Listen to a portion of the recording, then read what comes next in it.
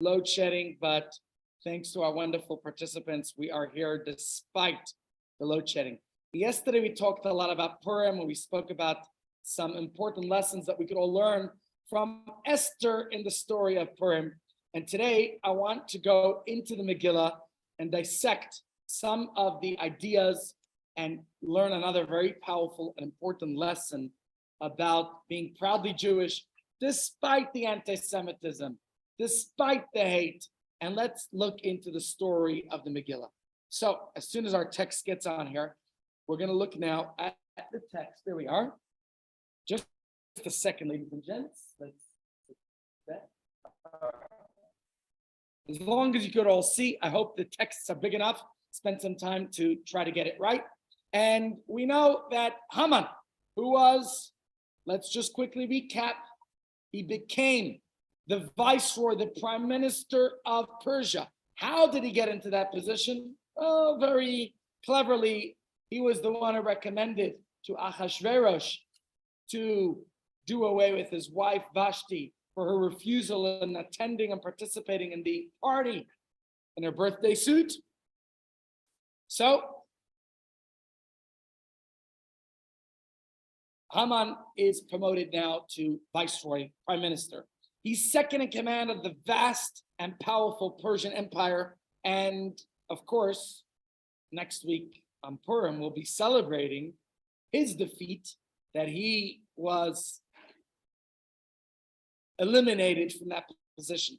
But let's understand how he got to that position and how he presented his hate to Ahasuerus.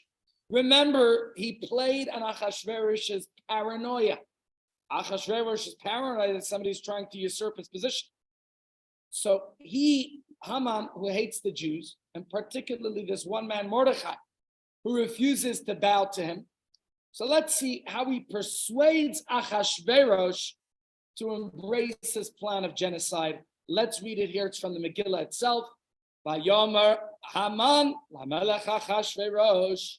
So Haman said to King Ahasuerus, he says these words, Yeshna am echad mefuzar umefarad bein ha'amim, which means, I put the translation on the screen, there's a certain people that is scattered and separate among the peoples.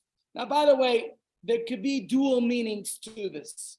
Scattered and separate could mean that they are different than everyone else. As we will see, the Gemara tells us, I'll put it in the next slide, which is the next text from the Gemara. But another thought comes to my mind, and I have to find the source for it, but I know it's a source. It's not something I made up. There's a source for it. But I didn't include it in the text today because I couldn't find it. But one of the commentaries explains that actually, I'm going to spotlight here so that we're in this, that actually there's another meaning to this idea that they were scattered and spread. Thank God here at Chabad House, at least these days, but please God always, we have unity. We're all here together. You might go to Or Sameach Shul, you might go to Santon Shul, you go to Reform Shul, you go to that Shul, you go to no Shul, and I go to every Shul. But we're all here together. It wasn't always like that, and sometimes it still isn't like that. Just because we have differences of opinion. And that we do. And we express it here very respectfully. But we have differences of opinion. 2 Jews, 3 opinions. You're entitled to have a different opinion. And we don't have to be faribbled just because we have a different opinion. You're allowed to think differently than I can. And the fact that we think differently is good. It's part of the diversity of our community. Wonderful. But I think that's one of the interpretations of what caused the downfall of the Purim story, is that diversity is a good thing, but we can't allow it to splinter us. The verse says that the people who scattered and separate, that was our downfall. And that's why when Mordechai asks Esther to intervene, what is Esther's response to Mordechai that we discussed yesterday? Gather all the people. So literally she was saying to him, gather the people, you're going to fast, you're going to pray, you're going to do everything that's necessary. in order to bring our people salvation. But another meaning of gather the people is bring them back together. They are too splintered. They're too separate. And that's an important key, is our unity. Absolutely. You want shalom. The key to hold that shalom, that peace, is when we're all together. Let's read the text from the Megillah. We'll analyze, we'll discuss it. And he says that there is this people who are scattered and separate amongst the peoples throughout all the provinces of your kingdom.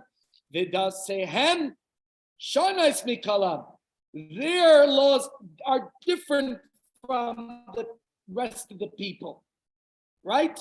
And what does he say? Vesdasei hamelech einam osin. They don't keep the king's laws. Ein shava lahan v'lamelech ein shava lanicham. And it's not worthwhile for the king to keep these people. They're too different. They are what we call a fifth column. Pharaoh also said it. Yes, this is a very common claim amongst anti-Semites. And that's what I did in today's shiur. I didn't gather all claims of anti-Semites, but I just wanted to share with you a little bit this theme of anti-Semitism. If you saw the videos of these neo-Nazis in Florida last week in the USA, horrible to look at, but that's 1930s, and that repeats itself throughout history. It doesn't stop. Why? Don't. I can't hear you. What do you say? Well, hopefully we are learning, and these people should not get away with it. But when you see the police standing out there and say freedom of speech and do nothing about it, absolutely. Yeah. We said it before, I'm going to say it again. They say the temples were destroyed for idol worship or needless sacred. And Tish B'Av, we mourn the temple, and it's very sad. And we mourn Auschwitz, and we mourn anti-Semitism. But at the end of the day, the bottom line is, Hashem said, go out and be a nation of peace, be a light unto the world.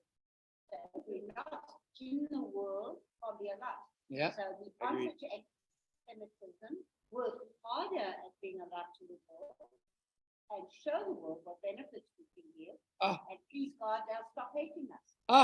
You gave my whole shiur today. I was planning to teach this in an hour and a half with all my different texts and slides. Okay, very well. I didn't do sources, so that's your So I will throw some sources in, but if you want to know, if you want to go have lunch now, if you want to know what I was going to say, Miriam said it in a nutshell. But now I'll just share with you some sources and texts, but it's that same idea. But we'll just go through it with some insight, some other points. But that's exactly the idea.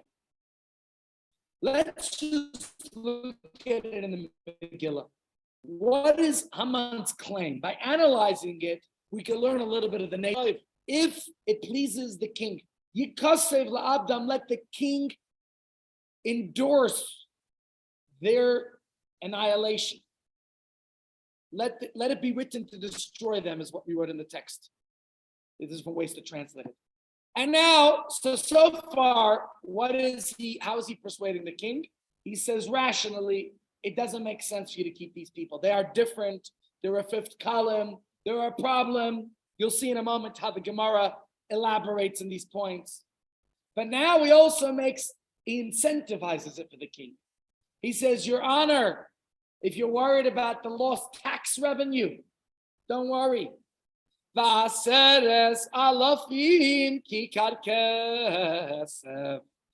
says, I will weigh out 10,000 silver talents into the hands of those who perform the work, those who build the concentration camps, those who do the extermination.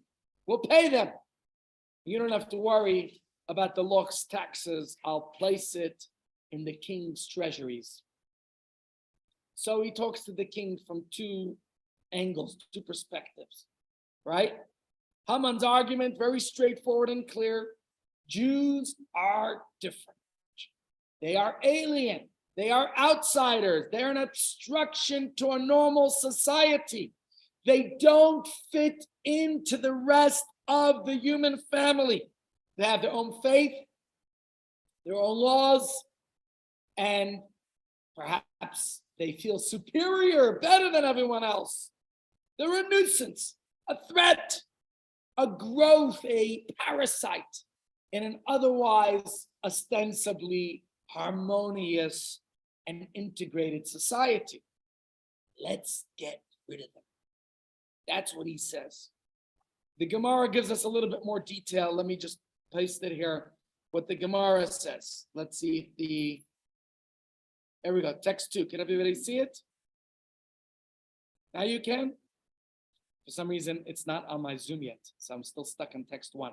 Okay, but those watching on Zoom, just look at the screen then. Okay, now it appeared on the Zoom screen. Says as follows. The Gemara explains, what does it mean their laws are different from other people? They don't eat our food. They need to have kosher. They ate at the party, but according to some opinions, there was kosher food for them at the party. Now, somebody, by the way, recently, some frequent flyer did a taste test of kosher meals. And he said it's on par, if not better, than the non-kosher. Now, none of us really love the kosher meals on airlines. So if you think our meals are bad, according to this non-Jewish taste tester, the other ones are worse. Anyways, they don't marry our women, Haman says, right? They don't keep the king's laws. They waste a whole year avoiding the king's work with the excuse today is Shabbos, tomorrow is Pesach, the next day Shavuos. Every day is another holiday. So the Gemara says, these Jews are peculiar. Continuing. Therefore, it's of no use for the king to let them be, Haman says. They eat, they drink, they disgrace the throne. I don't know that I think Jews are into eating. I don't know that we're much into drinking, but anyways. Huh? On Purim, we have a few days of the year designated. And listen to this claim. If a fly, even if a fly falls into the wine glass of one of them, he casts away the fly and drinks the wine. But if my master, the king, touches the wine glass of one of them, that person throws it on the ground and does not drink it. Now, let me ask you, are you familiar with that? And I have to actually put it up. It's a halach on Shulchan Aruch. 1 second, I just want to take the questions.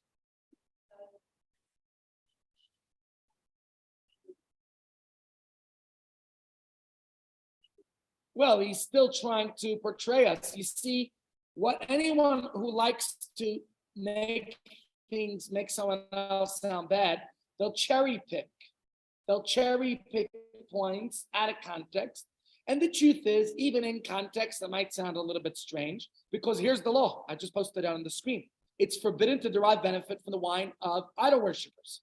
And the same applies when they're in contact with our wine.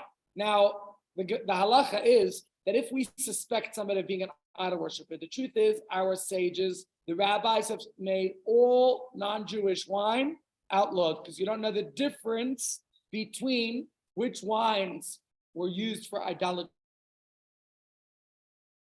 purposes and which weren't. So even though you can have a Cabernet Sauvignon, one with a kosher stamp, one that doesn't have a kosher stamp, at the end of the day, it's the same grape. There's no pig. There's nothing unkosher inside the non-kosher Cabernet Sauvignon. It is not kosher simply by the fact that it's not kosher. That bottle has to have kosher supervision. Not only that, I don't want to go into the complexities of Jewish law right now, but if it is not pasteurized, which is called mevushal, you'll see on wine bottles where it says mevushal. The word mevushal means pasteurized. If it's not pasteurized, then any wine that has come in contact that is considered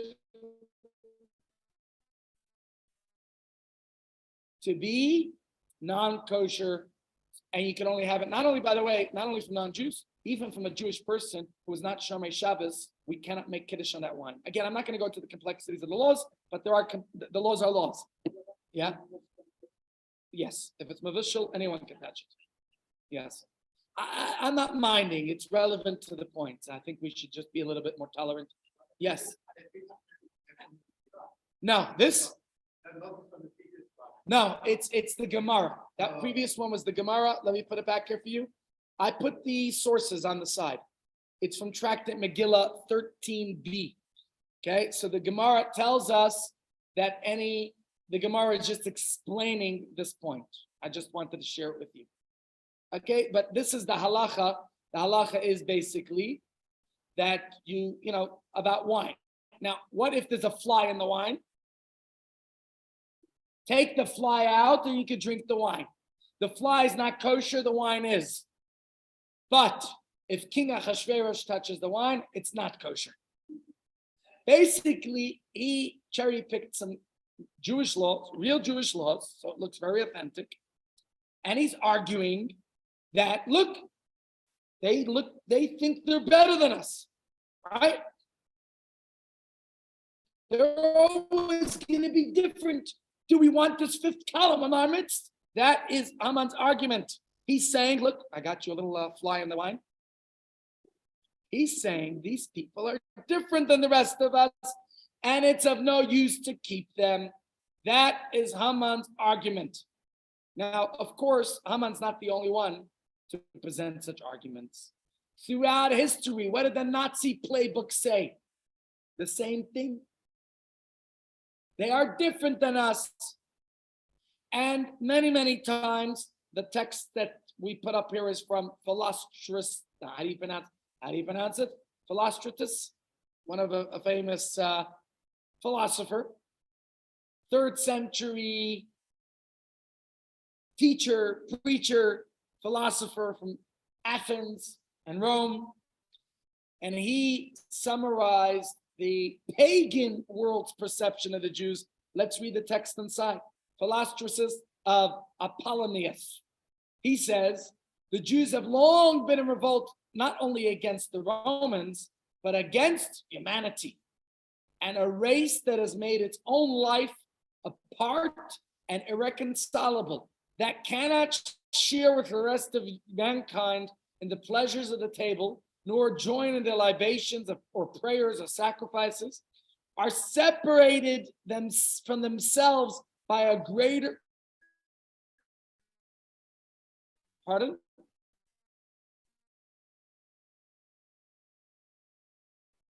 From ourselves by a greater gulf that I made it as big as possible, but my screen is still small. Anyways, I could always turn around and look at that screen.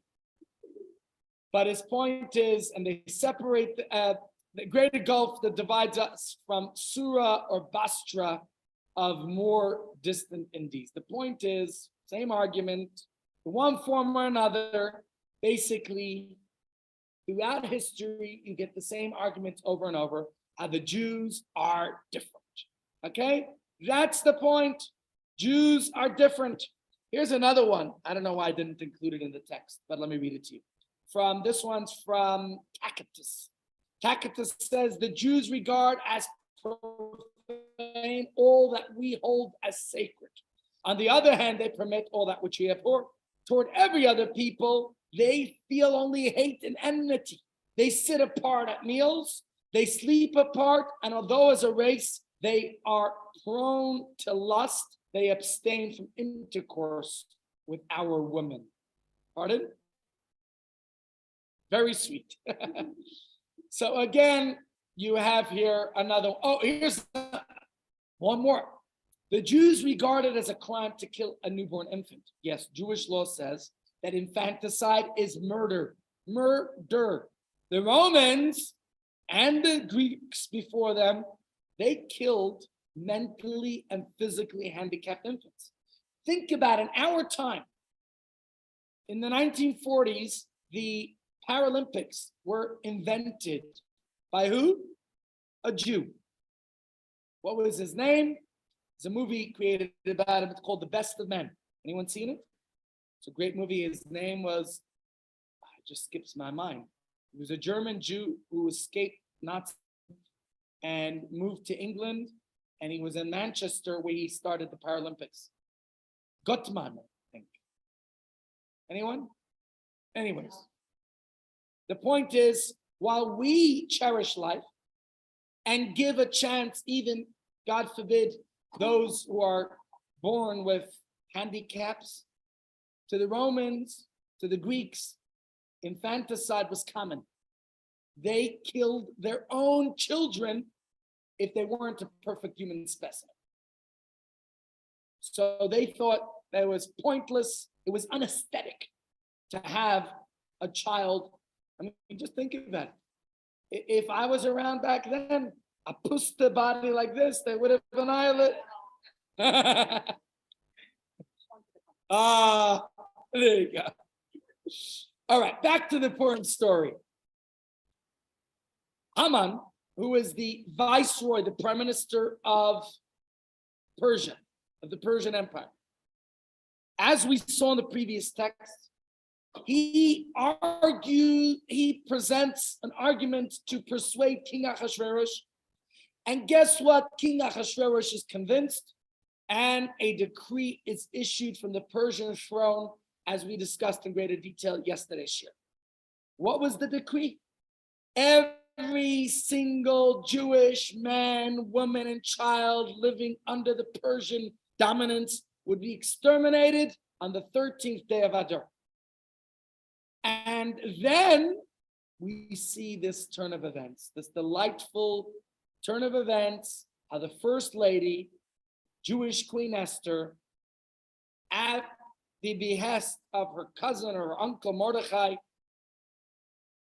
she intercedes and she invites her husband and Haman to a private, exclusive, intimate banquet, a drinking feast.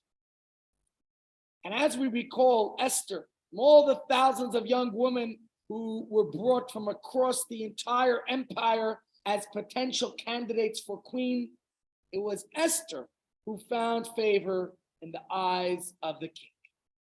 And what does the Megillah say? The king loved Esther more than all the other women. And she found favor in his eyes and grace from all the other women of the kingdom. Mordechai warned her not to divulge her identity, who she was at this stage, because that would have probably jeopardized her mission. She was an orphan, yes. Just think about it. Years later, at this private feast, which we talked a little bit more about yesterday, the king pledges to Esther whatever you want, right? Up to half the kingdom, not everything, up to half the kingdom that you can have. What does Esther ask for? Does she ask for a new car? Does she ask for a new ring? Diamonds? What does she request? Let's look at it in the Megillah, chapter 7. Queen Esther replied to her husband and she said,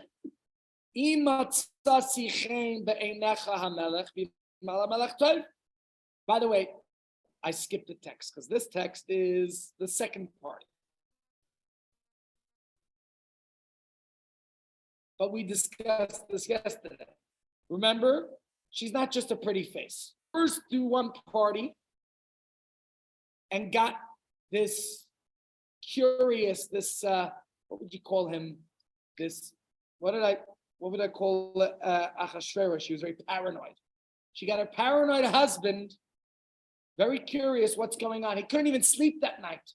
Why is Haman invited to this intimate party with me? Can't sleep. And we know the turn of events all happens that night where he can't fall asleep because he's wondering, he's paranoid. Why is Haman invited to the party? Then he's insomniac that night. He can't sleep. So because of his insomnia, they bring the book of the Chronicles. What happened to Mordechai? Why was he not rewarded for saving the king's life? Aha! Haman is plotting against me. And then Haman has to walk around the town escorting. Mordechai is saying, so shall be done to the man who the king wishes to honor. Haman's quite embarrassed. And what happens that day when his children are thinking, that must be Mordechai escorting our father, King Haman, on the horse. So they throw the garbage down, thinking they threw it onto Mordechai's head, because they knew their father despised him. And it was Haman's head. So now he's double humiliated. And he comes home and says to his wife how infuriated he was by all this. And what does Zeresh say? She says, if this man Mordechai is one of those Jews, then my dear Haman, you are doomed. Because don't mess with the Jews. It's a known fact. And if you didn't learn the lessons of all the others, you'll see the same fate. Because anyone who messed with the Jews became another gastronomic delight. He just didn't know yet he'll become Hamantashen. That's coming next. So let's look at the text. Now he's back at the party. And of course, Haman is not sure what's going on at this party. And King Ahasuerus says to Esther, whatever you want, I'll give you. And she says, if I have found favor in your eyes, O king, your honor, and if it pleases the king, may my life be given to me, my petition and my people and my request. That's very interesting to see her request. She says, Ki nimkarnu ani ve'ami, for we have been sold, I and my people, to be destroyed, to be slain, to perish. Now, if we were sold as slaves and bondswomen, all right, hecharashti, I would have kept silent. But she says, Ein atzar shove b'nezek hamelech, for the adversary has no consideration for the king's loss. She talks her husband's language. She knows how her husband's mind works. Paranoid man, likes money. So clearly, Esther is approaching the issue also from two sides. There's a personal one and an economical one. First, she exposes her Jewish identity for the first time, right? She tells the king that I, Queen Esther, am a member of this people, this nation. That maybe that alone won't do the trick to a Jewish woman. Who knows what they'll think? She knows her husband a little bit better. So she also talks them in rhymes and sense, right? Haman earlier did the same thing. She's using the same tactic. She persuades her husband with logic and cash. So she says, by selling the Jews as slaves, at least there would be some financial benefit. But if you're going to exterminate us, what are you gaining? And she says the money that Haman offered you is minuscule. If you're going to compare it, at least if we'd be slaves, you would have some financial gain. Now Ahasuerus, who up until this point didn't know that Esther was Jewish, he is outraged at Haman, right? What does he do? Well, especially when he sees Haman beseeching Esther, lying on her bed, he says, you also want to conquer my queen with me in the house? He has him executed, and thank God the decree is subverted. And now Ahasuerus grants the Jews the right to defend themselves against anyone who would dare to harm them, right? The entire climate now in the Persian Empire, where the Jews were slated to extinction, to annihilation, to extermination, is transformed. Mordechai is promoted. He's appointed the viceroy, replacing Haman, and the Jews are allowed to defend themselves against anyone else. There's a lot to talk about in the story, and we addressed some of the issues yesterday. But I still have a question. Haman did not argue the case for Jewish extermination just based on the senseless, venomous passion, his hatred. He presented the king with a persuasive argument, didn't he? Right? He says that the Jews are an alien growth, a bizarre people, a separatist nation, this fifth column. He basically persuaded the king that these people aren't worth your while in any way to tolerate this different fifth column in your midst. Now, it's a very strong accusation to think about it. And Achashverosh accepts it, and as a result, he issues the decree demanding his subjects dispose of the Jews, men, women, and children. Everyone's to be exterminated.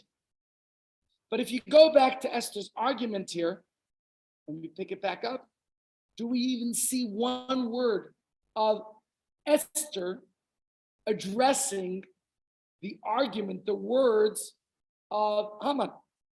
Does she say anything? Nothing, right? She doesn't say a word.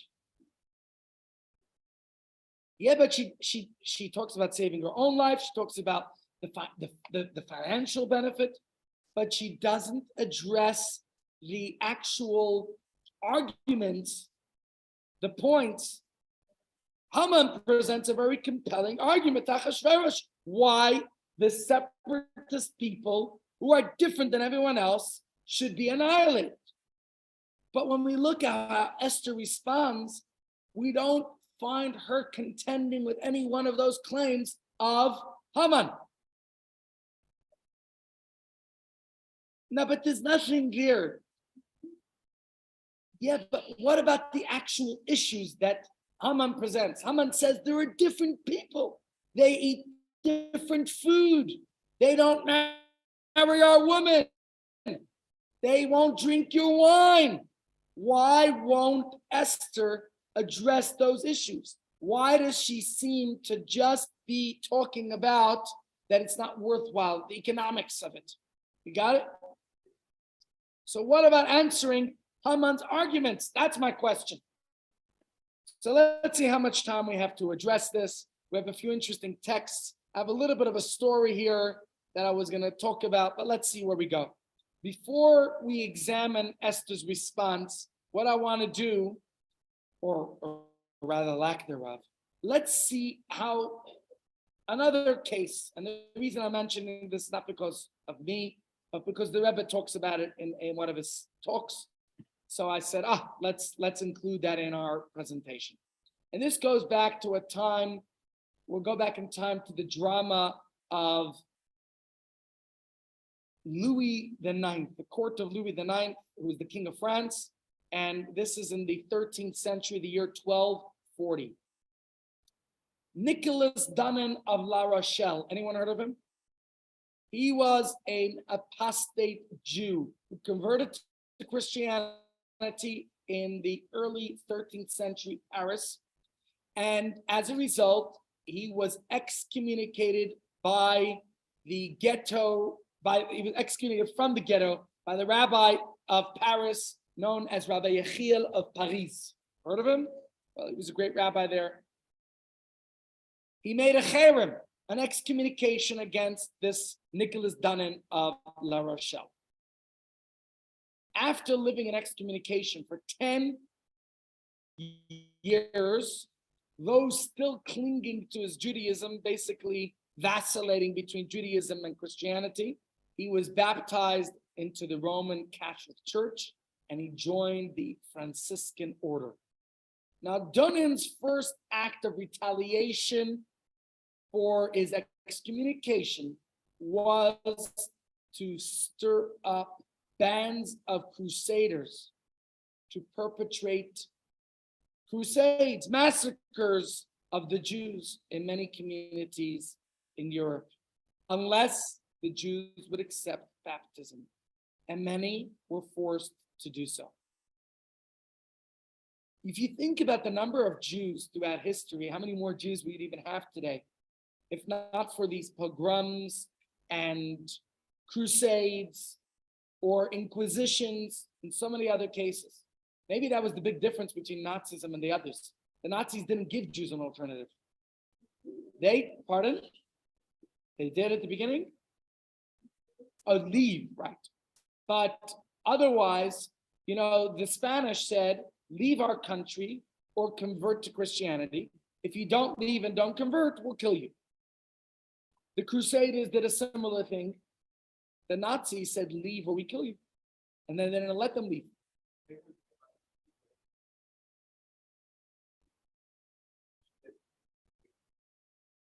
Right? No countries wanted us. Also true. That was also part of it. But the Nazis really, they wanted our annihilation. And the ultimate plan was to go around the world. You know what Chief Rabbi, I think it was Chief Rabbi Lau, he came to visit in New York in the 1970s. He wasn't the chief rabbi yet, but he met with the mayor of New York then, or the 80s. The mayor was a man by the name of Ed Koch. That is the shortening, abbreviated for Edward Kochka. That was his name. Edward Kochka was Jewish mayor of New York. And Ed Koch, who was a born and bred Yankee, Brooklynite. Actually, maybe he was from the Bronx. Anyways, he was a born and bred New Yorker. And he said, I'm also a survivor. The chief rabbi, who himself was an actual survivor, was taken aback. But how are you a survivor? Everybody knows you are a New Yorker from birth. How could you consider yourself a survivor? And Mayor Koch said to Chief Rabbi Lau that Hitler Yamach Shema had a map of the whole world, and pinned on it was the number of Jews in every city and country and place. And if he had his way in Europe, he would have continued on to every other country and exterminated the Jews everywhere. Yeah, absolutely. So now back to this little story here in France. Nicholas Dannen went to Rome and he presented himself before the Pope at the time, Gregory IX, and he denounced the Talmud. He presented 35 articles which were drawn up, and Dannen charged that the Talmud contains all types of attacks against the virginity of Mary and the divinity of the Christian Savior. And the Pope was persuaded that the accusations had merit, and he dispatched transcripts of the charges to church officials throughout Europe, and they ordered them to seize all copies of the Talmud. Now remember, this is before the printing era, right? What year was the first printing press? Okay, long before the printing era, any books of Talmud. Look who's back, Rosemary. I tried to call you. Welcome back. So good to see you and have you with us. We wish you strength. Just as a side note, this I should have put on the video. I was thinking what video I should put on today. Okay, maybe tomorrow. Do you know that the Codex Sassoon, which is the oldest known book of Torah, not a scroll, a book, because scrolls, we have older scrolls, but a codex is a book, obviously not printed because it's from the 10th century. It's on sale now. I don't know why the Sassoon family put it on sale. Maybe they made some cash. Guess how much its starting bid is going for? Millions. In fact, if you convert it to rand, it's trillions. $50 million starting bid for the Codex Sassoon. It's the oldest known book of Tanakh. I'm not sure, I think so. Because the Aleppo Codex it's around the same age as the Aleppo Codex. That's from Syria. Anyways, the point was they confiscated all these books of the Talmud and they started burning them in public, and it was tremendous. Just imagine all of the chaos and murder and everything else that was happening. Anyways, at that time, it was quite famous. For example, I once put on the video here a couple of years ago, a video from downstairs in the library and a VHS. I can't even find a VHS player anymore to put it onto, called The Disputation. Have any of you watched it? It was a BBC production from many years ago. The Disputation, obviously it's a reenactment, but it's a dispute. And back in those days, it was very common to have these disputes between rabbis and apostate Jews. The one that is famously known as Vikuach HaRamban, Nachmanides' disputation between Ramban, Nachmanides, Rabbi Moshe ben Nachman, and an apostate Jew by the name of Pablo Cristiane. Pablo Cristiane was a Jew who converted to Christianity in Spain. And this one I'm going to present to you now on the screen. I don't have a video of it, but I do have texts. Actually, I have one from the Gemara first, I'll put up. But this one is between Nicholas Dunnan and Rabbi Yechiel of Paris.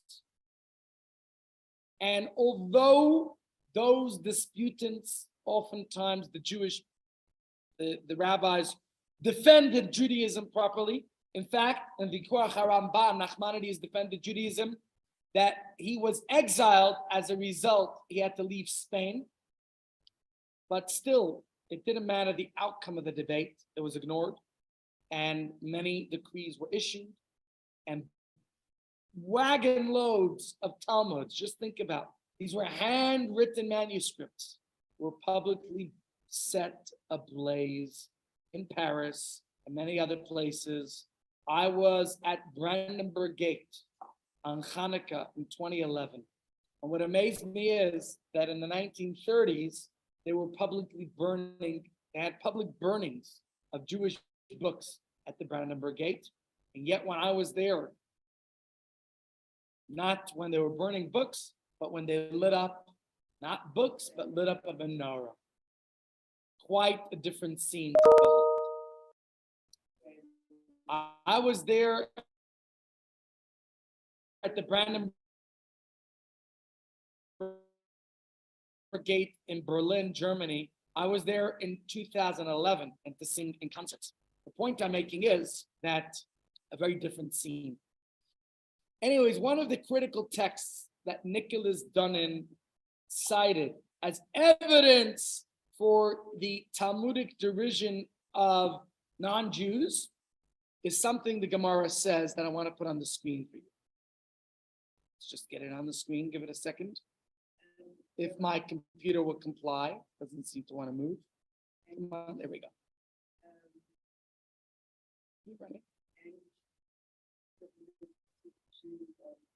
Yes, absolutely.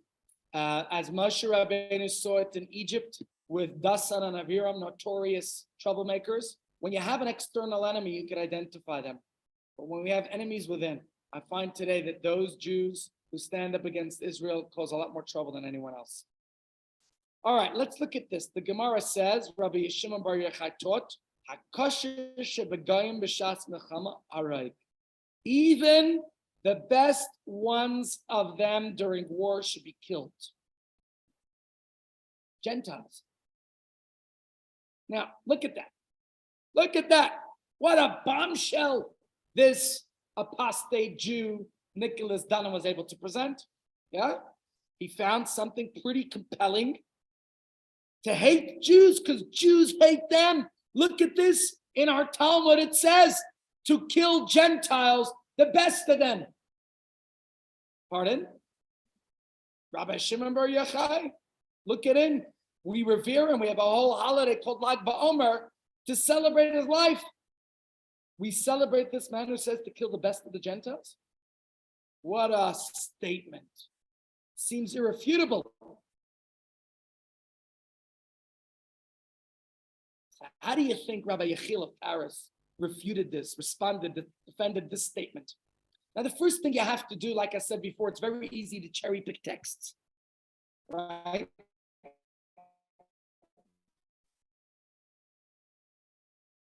Look what it says there.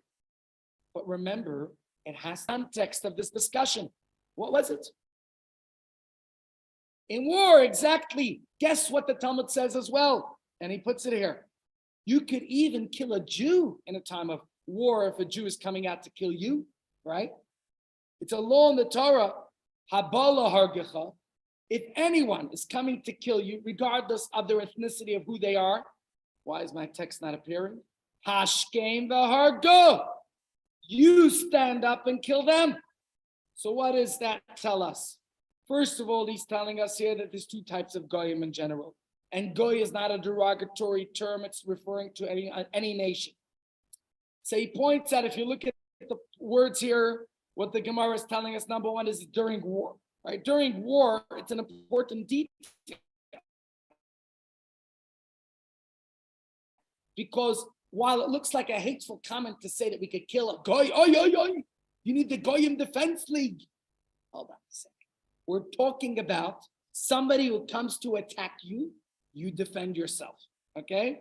If there are people fighting you, right, even if there's some redeeming quality to them, if they're waging a war against you, that means they hate you, okay? And then you have the imperative to kill them first. That's right.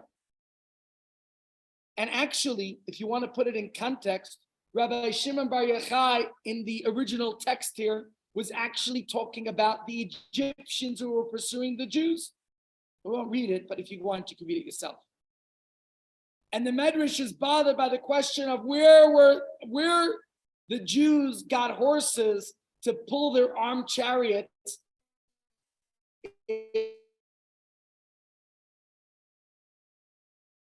if they were all killed in the plague of the pestilence. Didn't have these, right? So where did the horses come from?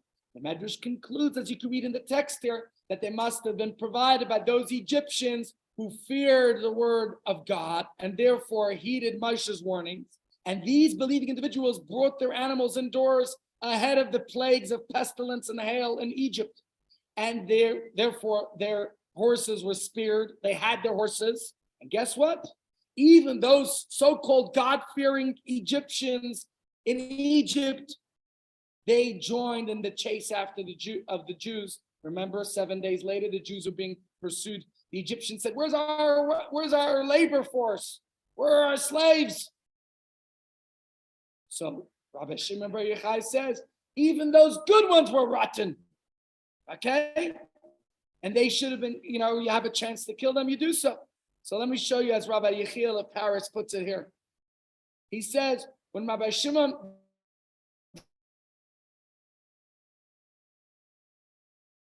declared that even the good ones should be killed, he's imperative to rise up and defend yourself by killing them first. Something that would be imperative even if it was a Jew. Meaning, a Jewish person, maybe some deranged person picks up a knife against you.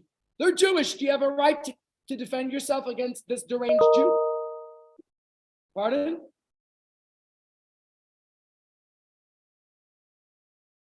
But I'm talking about Jewish law says that if a Jew, God forbid, comes to you with a knife, okay, do you have a right to defend yourself against him? Okay, so if you could, we call this a kal v'chomer. If you could defend yourself against a fellow Jew, kal v'chomer, how much more so can you defend? And the truth is, maybe it's not even an equation. Anyone, you can defend yourself against anyone who attacks you. Anyone, Jew or not Jew. Says when the Jews approached the 7 nations of Canaan to wage war upon entry into the land of Israel, they were commanded to first reach out in peace. Certainly, this is the protocol in times of peace, right?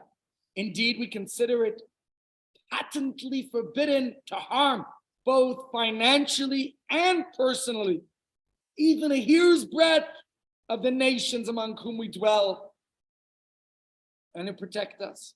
It goes without saying that the Torah's prohibition on murder applies to Jews and Gentiles equally. So Rabbi Yechiel is explaining that Jews do not harbor bad feelings to anyone. In fact, we try to live peacefully with everybody around us, and we actually pray for their welfare, okay? So the point he's making is that this hateful vitriol of the Haman of his time, he's arguing and explaining and putting forth his case. But my question to you was, what about Esther? Why does she not defend and explain the rationale, argue? Look at Rabbi Yechiel. He is giving persuasive arguments to defend the Jewish case, whatever you know. Why doesn't Esther do that? So let's make it 10 more minutes, and there will not be a medical class today, unfortunately, but there will be one. Oh, next week we won't have it either because of Purim. So we'll have the week after, and then the week after will be on a Monday because it's a public holiday on Tuesday. Let me share with you something from the Rebbe's teaching. This is 1969. The Rebbe gave a talk, yes? It's fine, it won't interfere. The doctor will be here 12:30. Oh, maybe it will run a little over. Maybe I'll ask him to come earlier, okay? So he'll do it 12:15 to 1. What time does it usually end?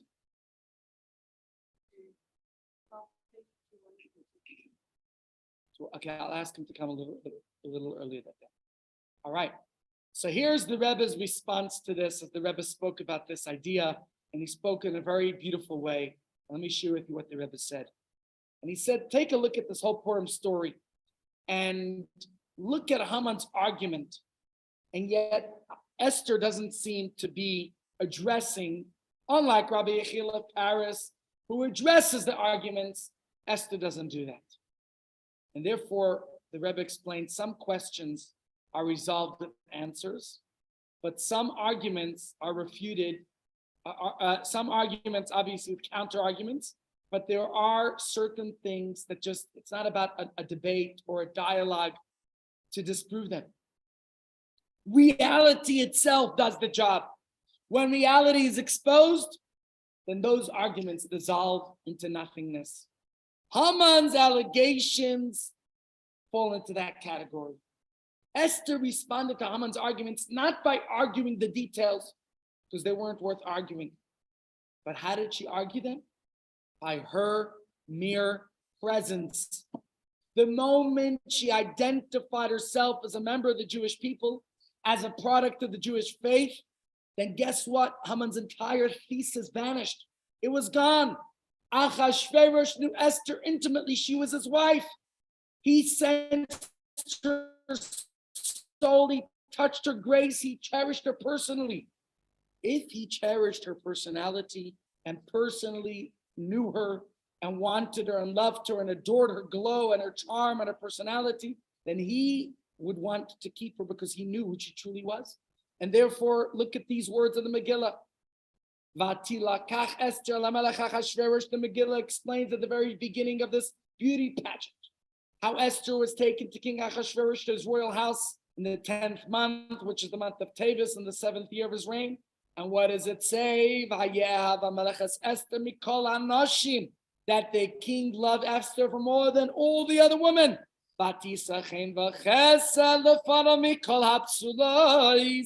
And she won grace and favor before him from all the other virgins, maidens of Persia. And he placed the royal crown upon her head. And now he made her the queen in Vashti's place. Now we describe how the king made this great banquet for the princess and the servants. As Mishta Esther, this party for Esther that he makes, and all the gifts according to the bounty of the king, right? All those details. So Achashverosh, he still doesn't know she's Jewish.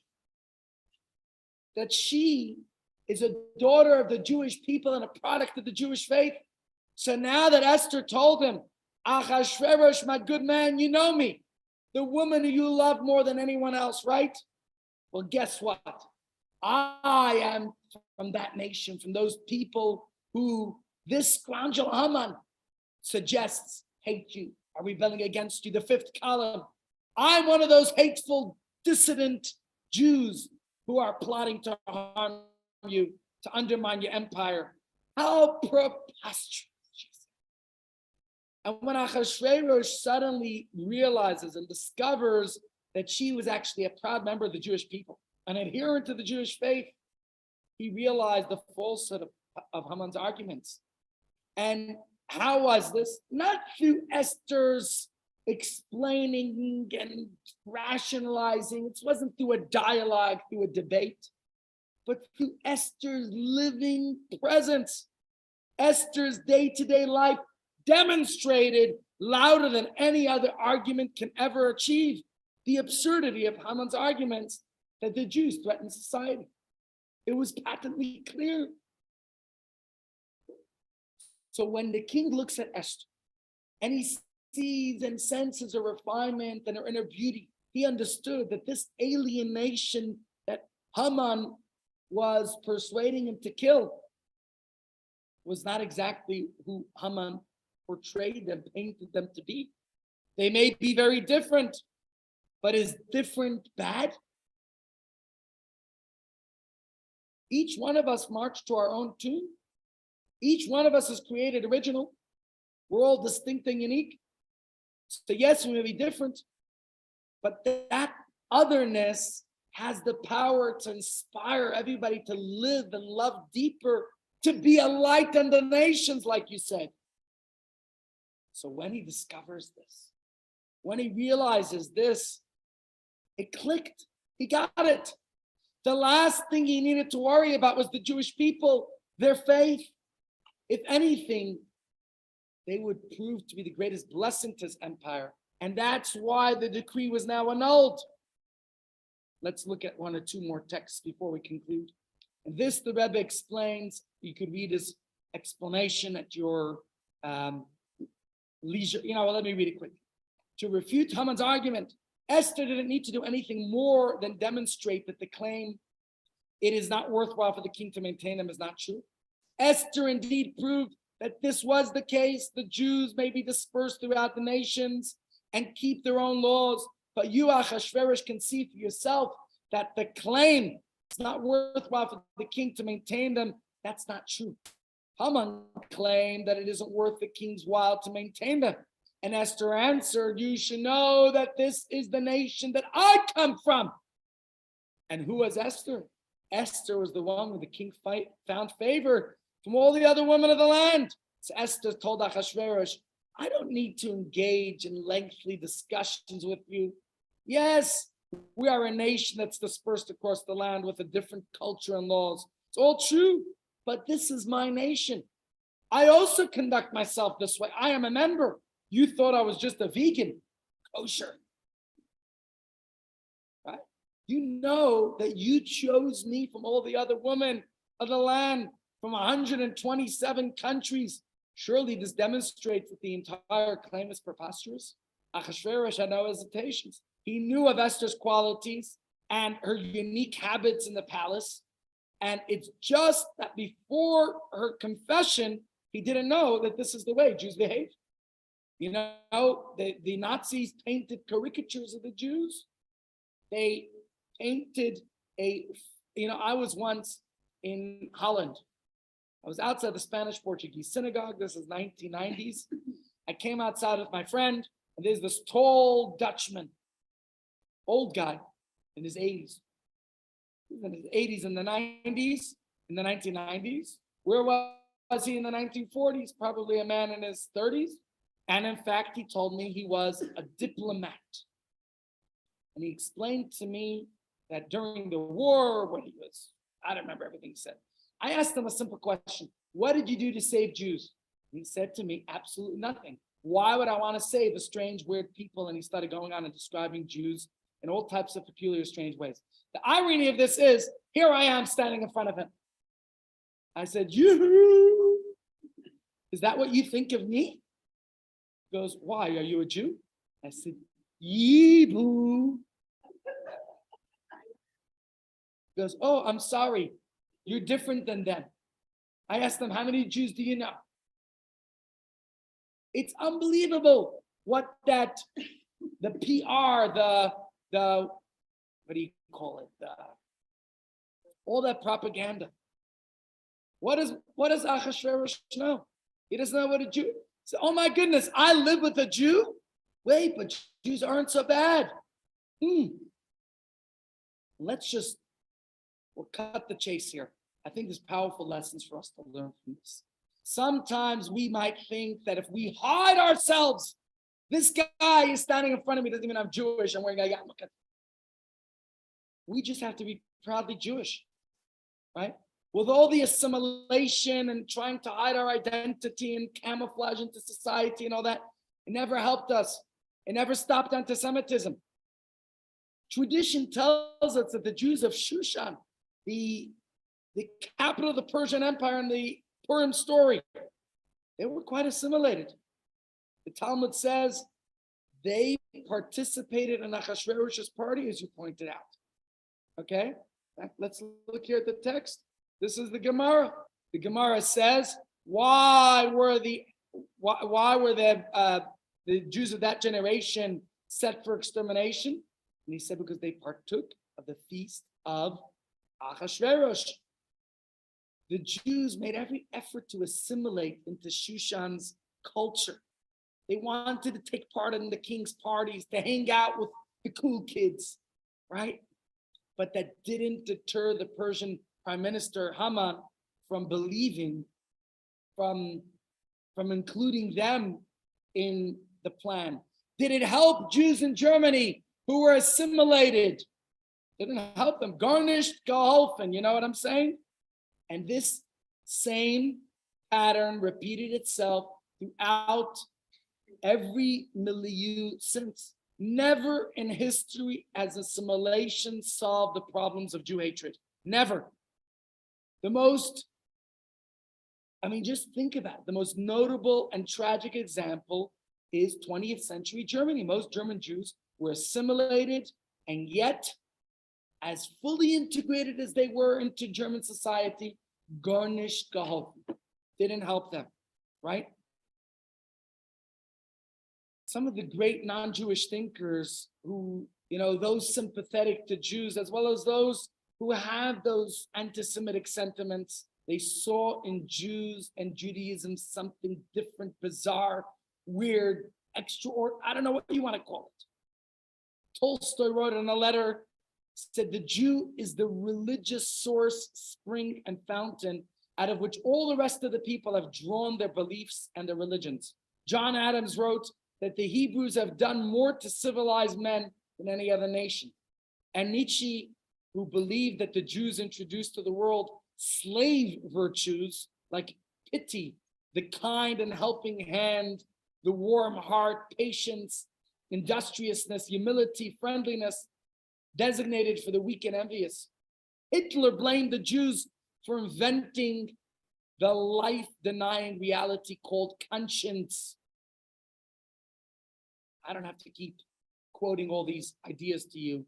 We all know what the world looks like and how they see us. So the Untershashura, my friends, the bottom line is that let's not deny our otherness, our uniqueness, our extraordinariness, whatever you want to call it. That doesn't work. We have to embrace our Jewishness, just like Esther, who was proud to call herself a Jewess, and she said it straight out to Achashverosh. And if we can embrace our Jewishness, then I think the rest of the world will do the same. And that's what the Rebbe says here in this text, which again you could read. Why doesn't it come up? It's still not on the screen. But okay, I'll read it to you. The Rebbe says in modern times, there are people who come and say that they are being tested. How can we educate our children to be like the Bubby with modest dress and the Zaidi with a long beard? These are strange cultures and not in sync with the laws of the king, meaning the laws of the land. And to the point that such people begin to doubt if it's worthwhile to maintain. The best answer is you belong to the Jewish nation. And the Jewish nation has proven time and again how they have survived alive, well in this physical world. Achashverosh's attitude to Mordechai, who defied his earlier command to bow down to Haman, did not sour. Quite the contrary. As soon as he heard from Esther what kind of nation he was dealing with, he suddenly realized that Mordechai was the first person he could trust with his royal matters. Mordechai is promoted. a person who's not affected by the environment and the people he encounters, because he is an assertive and believing person, can be trusted as second in command. What's the lesson for us?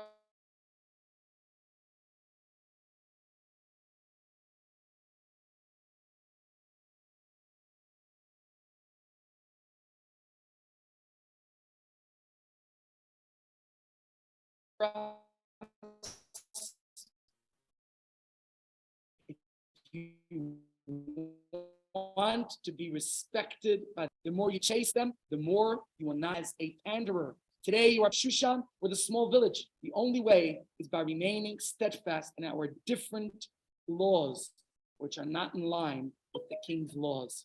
So let's conclude with this. Just like Esther, by the way, I have a story to tell you that happened last year before Yom Kippur. A friend of ours who moved to America from South Africa was struggling earning a living, wound up looking for a job. His job didn't work out. Whole long story. And he was offered a great job in a particular big company. I won't tell you in order to preserve his identity, his privacy. Anyways, he was getting training for a major corporation that would offer him a really good job. Again, he's training with them as a technician to help their engineers, and he's in a training course. And the training course is running over certain Jewish holidays. And he calls me up, he says, Rabbi, what do I do? I want to observe the holiday, but he wants to support his family. What should he do? I told him a story about my grandmother in 1928. She was a 16-year-old girl in Russia. And she was working in a glass factory, forced labor. And she wanted to observe Rosh Hashanah. She pretended to be sick. She feigned illness. She got into big trouble. They said to her, you're trying to get off for the holiday. You'll be in trouble for this. We'll send you to Siberia. It was Erev Yom Kippur. My grandmother didn't know what to do. She was frustrated. Minutes before Yom Kippur, she didn't have a way out, and there was no way she would let herself work on the holiest day in the Jewish calendar. And she, out of frustration, took a piece of glass and she cut herself. My grandmother, Sarah Kievman, wound up with a genuine emergency then in the infirmary, the clinic of that major factory in Russia. The doctor bandaged her up and gave her a cup of milk to drink, hot milk, my grandmother said to me. But when she saw it was dark outside, and she knew it was dark because it was late when this happened, she wouldn't drink it. The doctor said, please, I beg of you, you need the calcium, it'll help you recover. My grandmother wouldn't drink. And then this doctor took my grandmother into another room. Said, I'm also Jewish. Let's observe Yom Kippur together. She, of course, had to see other patients, so she was in and out. My grandmother got to be in that room. And then she got a slip, a note that got her 2 weeks off. And she was able to celebrate Sukkot with her family at home. This story happened nearly 100 years ago, when my grandmother was a kid, teenager in Russia. I told the story to my friend, and I said to him, look, I can't take this on my shoulders, but I have no doubt that if you stand tall and strong for your religious beliefs, you will only get favor, you will only curry favor in the eyes of your employers. Listen what happened. My friend said it wasn't easy, but he went to the instructor of this whole program. Could have gone either way. Instructor could have said, you're fired, go get another job. Many Jews who wanted to observe Shabbos had to get a new job every week. Back a century ago in the USA and right here in South Africa. My friend went to the instructor and told him about his dilemma. And the instructor said to him, don't worry, I will structure the class in a way that the day you have to take off to observe your religious holiday, we'll just do certain exercises to review, and I will give you personal time. And he said, I admire your commitment. You have just been, I see you in a whole different light. You will be an asset to our corporation to have somebody like you who stands tall, firm, and strong by what they believe in. My friends, just like Esther, when she stood tall and proud of who she was, we too, when we have that integrity, that sanctity, that dedication to our morals, ethics, and values, to God's will, to our moral code, then there's no doubt that will come out far stronger than we could ever imagine. Rabbi Chaim of Volozhin once remarked, if a Jew doesn't make Kiddush, you know what Kiddush means? To sanctify himself by maintaining a distinctly Jewish lifestyle, to be a proud Kiddush Hashem, then Rabbi Chaim of Volozhin said, unfortunately, then he'll be made Kiddush upon. Oh no, he said, then they'll make Havdalah on him. You know what I mean? Let's be proud, tall, strong, very clear message that when we honor our own identity, when we are proud of our faith, of our identity, of who we are, then the nations of the world will respect us, honor us, and there's no doubt that we'll come out taller and stronger. Shkoyach, everyone. I hope you enjoyed today's shiur. Enjoy lunch. See you tomorrow, same time, same place. Purim party, we'll do it 11 a.m. next week, Tuesday. 11 a.m. We'll do it for like an hour or so. We'll read the Megillah, and we will then do a little game show at